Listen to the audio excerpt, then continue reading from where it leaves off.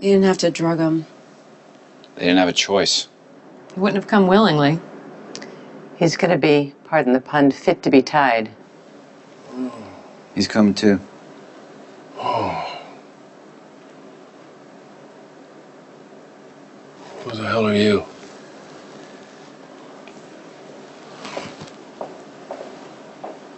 Hey. Don't try to get up, Luke. Your son's duct taped you. You can't get up. What the hell is this? It's called an intervention. Oh, you gotta be kidding me. You allowed this? Everyone in this room is here because they love you. Well, love me less. And they are concerned about you. Where am I? One of my warehouses. I thought it would be fit for the occasion. Did your no-necks bring me here? You don't remember? I was at Jake's talking to Siobhan. And you, Dodge. You were the decoy? And you knocked me out? I'm ashamed of both of you. Do you acknowledge that you have a problem with alcohol? Oh, jeez. I acknowledge that I was knocked out and brought here against my will. I acknowledge that I'm plenty pissed off about it, that I've got a jackhammer coming through my skull, so I'm in no mood to play your little game. Just cut me loose. Let's get out of here. If I untape you, will you stay and hear us out? And why would I do that? What's the matter with you people? What is this, safety in numbers? You couldn't confront me one-on-one? Some of us have tried. All of us are concerned. All of us. Does that include a perfect stranger? Who is this clown? My name is Calvin Blaine. I'm an interventionist. Your family asked me to help. Well, Calvin Blaine, they have wasted your time. I ain't gonna be interventioned. So you can take your tough love and your enlightenment and you can stuff it. And we can all go home. All you have to do is listen. You don't have much of a choice right now. Are you proud of yourself? As I said, everyone here loves you. Everyone here is concerned. Yeah, I heard that. They're all concerned. They want to express that love and concern and tell you how alcohol is affecting your relationships. So to that end, I've asked your family to put their feelings on paper in the form of a letter. A letter? Mm-hmm. Great. So you've all lost your collective spine as well as your sanity. You can't just talk to me. You can't look me in the face and tell me what you have to say. You have to hide behind letters and this jerk. I tell you what, put it in a postcard and send it to me, general delivery, Morocco. In order for this to work, each family member or friend needs to read their letter to you. Yeah, well, this is what I'm trying to tell you, Calvin. It ain't gonna work. These people aren't here because of my drinking. Booze is just easier for them to wrap their heads around than the fact that I killed a child. Now, if you want to come at me about that, bring it on. You want to say something to me about that? Well, I'll take whatever you got. But don't do this excuse about drinking, because I am not an alcoholic. And no amount of collective concern is going to make me one. Lulu will read her letter first. Oh, I'm sorry, baby. This is so wrong. Your brothers and Tracy have manipulated you into this sideshow. I can tell you don't want to be here. And I know you're under a lot of pressure. Lucky's had a terrible loss, and you love him, and you want to support him. But this is not the way to do it. Lulu wrote a letter, and she needs to read it. You don't have to, baby.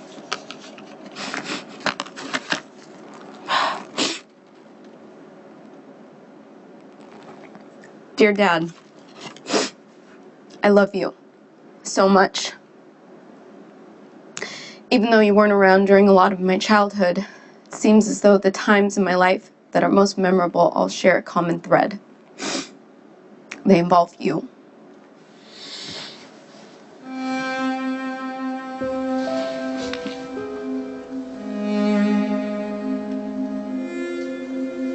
I told you that I hated ice fishing, which is true.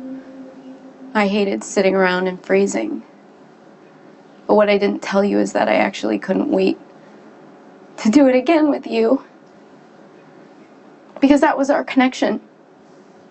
And nothing else mattered to me except being with you.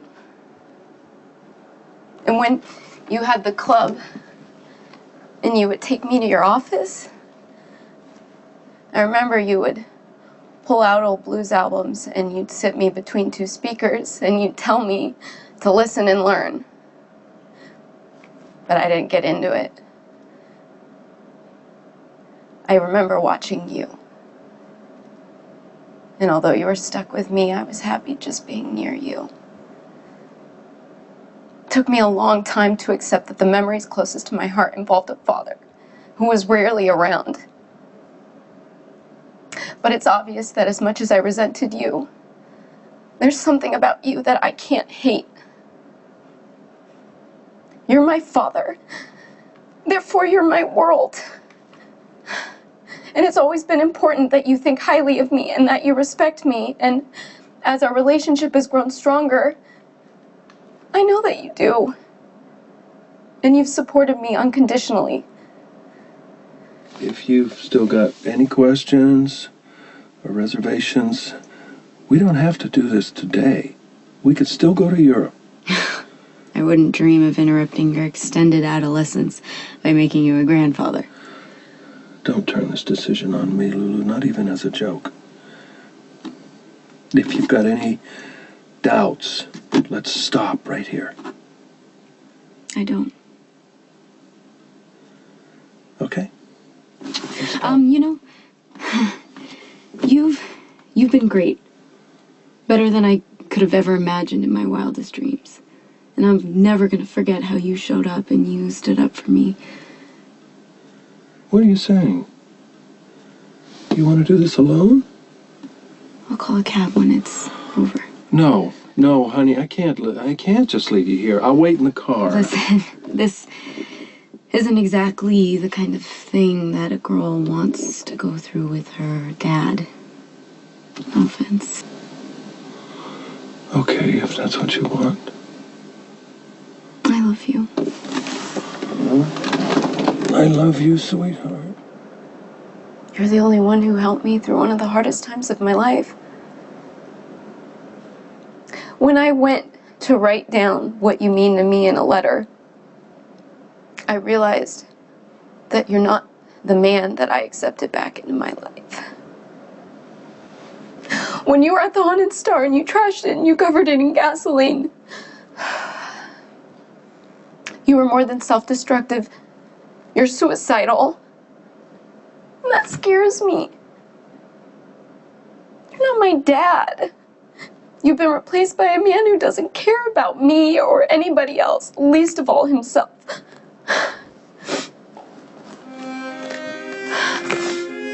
Preparing for the intervention made me realize what I saw that night was your illness.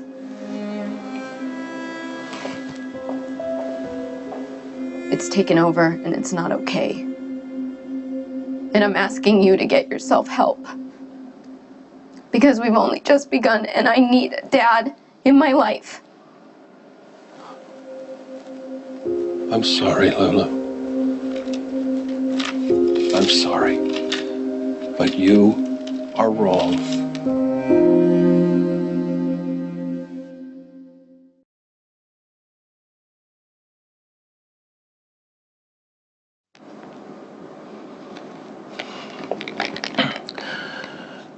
Luke, on one fateful night, a night that began like any other, I decided to rob the Haunted Star.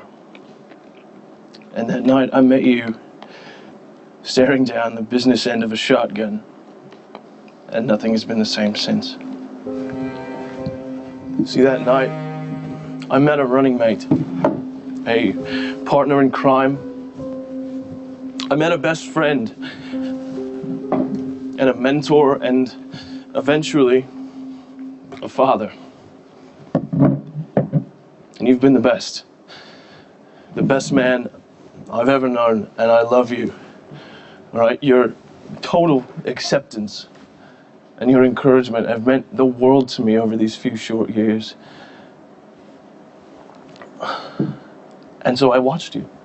I wanted to learn, to grow, to laugh, and to maybe soak up some of the pearls of wisdom you just left laying around. But what I've seen since the accident is only your anguish. And I've seen your grief and your despair. And I am terrified that you are losing control.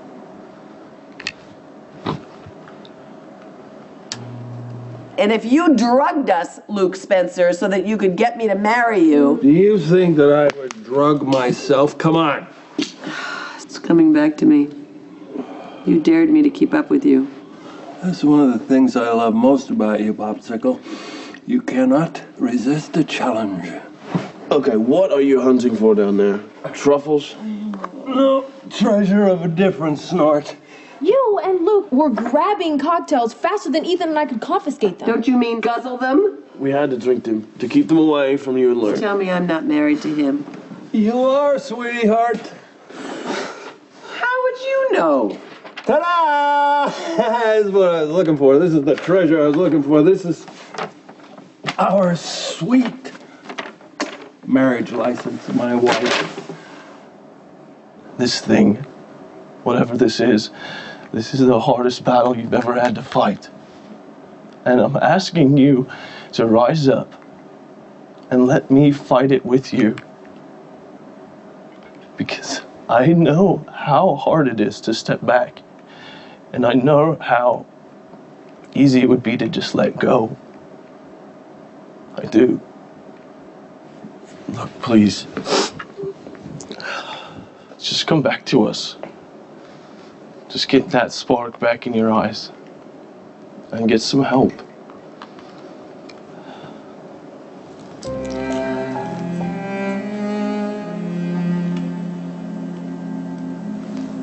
I'm so disappointed in you. All that flair and potential. You've traded it in for 12-step psychobabble that you don't even believe. I know you don't. This is a con, isn't it? You're conning me, you're conning them. Huh. Well, when you decide to drop the act and get back to yourself, you come to the Star and we'll hoist a few. And I'll welcome... I'm sorry. I know I'm supposed to wait my turn. You would do anything to save the life of someone you love. Why can't you save your own, Luke?